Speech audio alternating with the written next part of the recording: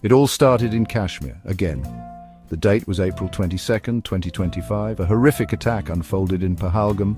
26 Indian civilians lost their lives. Islamist insurgents were blamed for the carnage.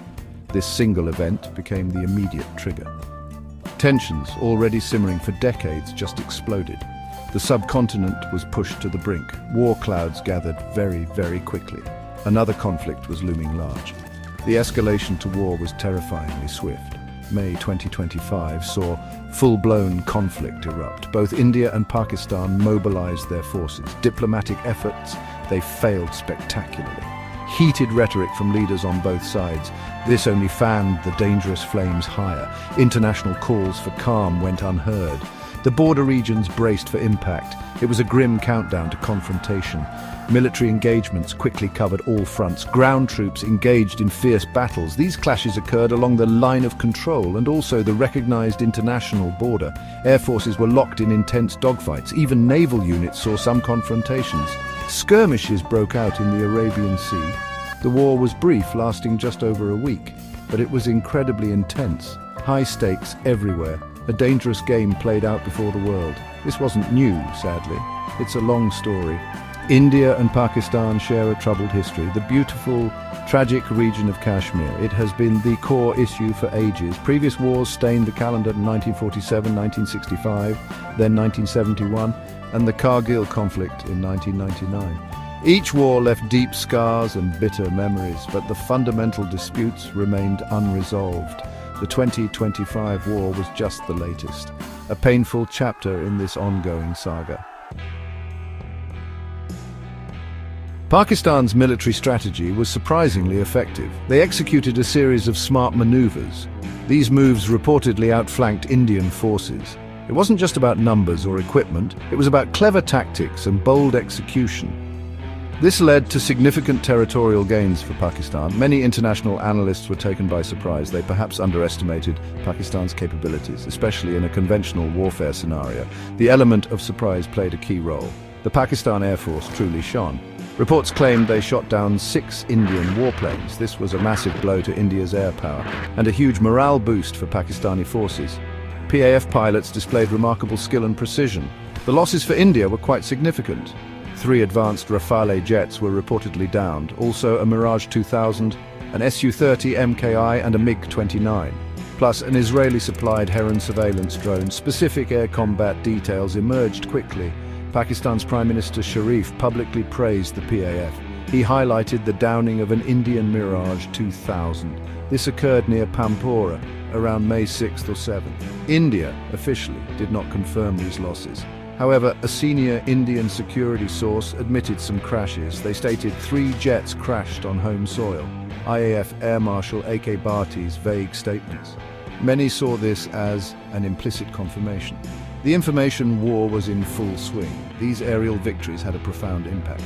They arguably shifted the war's momentum. It demonstrated a possible tactical edge for Pakistan, at least in the air during this specific conflict. The psychological effect on both nations was huge.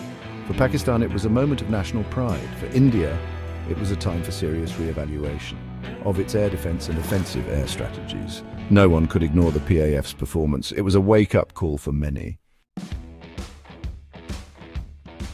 Let's talk about the toys, military hardware. Pakistan relied heavily on Chinese-built jets. The JF-17 Thunder saw extensive action, and crucially the J-10C Vigorous Dragon.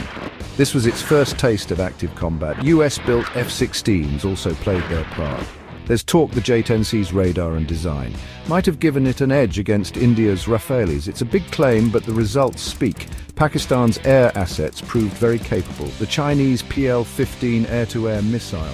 This weapon was reportedly a game-changer. PAF's success was significantly attributed to it. Pakistan also deployed Chinese air defense systems, the HQ-9P long-range surface-to-air missiles, and various Chinese radar and drone technologies.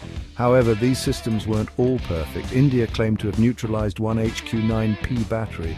This happened near the city of Lahore, so a mixed bag for Chinese ground defenses.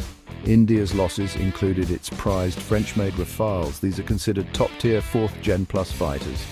Losing them was a significant setback, no doubt. It raised immediate questions back in New Delhi about pilot training and tactical deployment and the overall readiness of these advanced platforms when facing a well-prepared, determined adversary.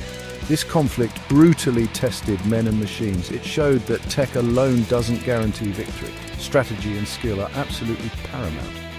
China emerged as a major player and winner. The conflict strengthened its partnership with Pakistan. Beijing's influence in the region got a boost. China has long been a key military ally, supplying Pakistan with advanced weaponry consistently. Interestingly, China also helped broker the ceasefire. This highlighted its growing role in regional stability, or some might say regional power projection. The performance of Chinese arms. Big win for sales. Chengdu Aircraft Company's stock, it soared over 40%. What about Uncle Sam, the United States? The conflict drew fresh US attention to Pakistan. Washington reportedly played a role in the ceasefire. Some say they compelled India to halt operations. The US relationship with Pakistan is complicated. Military support, yes. Formal alliance, no. This war might signal a US policy shift, perhaps to counterbalance China's growing influence, or simply to de-escalate a nuclear flashpoint. The US always has its reasons, right? The war has definitely shaken things up. Pakistan's victory marks a significant shift in the regional power dynamics of South Asia. It challenged the long-held narrative of India's conventional military superiority. The psychological boost for Pakistan is undeniable. It forces a major reassessment of military balances. Future strategic calculations will be different for both India and Pakistan and their allies. A new chapter is being written. The world watched this conflict very closely.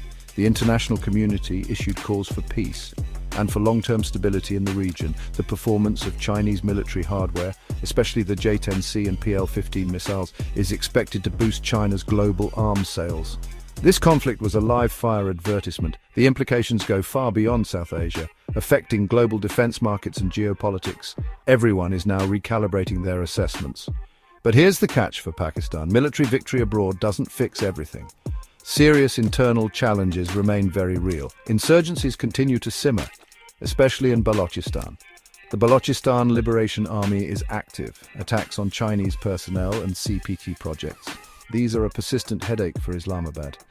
Ethnic Baloch and Islamist guerrillas pose threats. So, while celebrating, Pakistan must look inward. Long-term stability requires more than battlefield wins. The internal front needs peace too.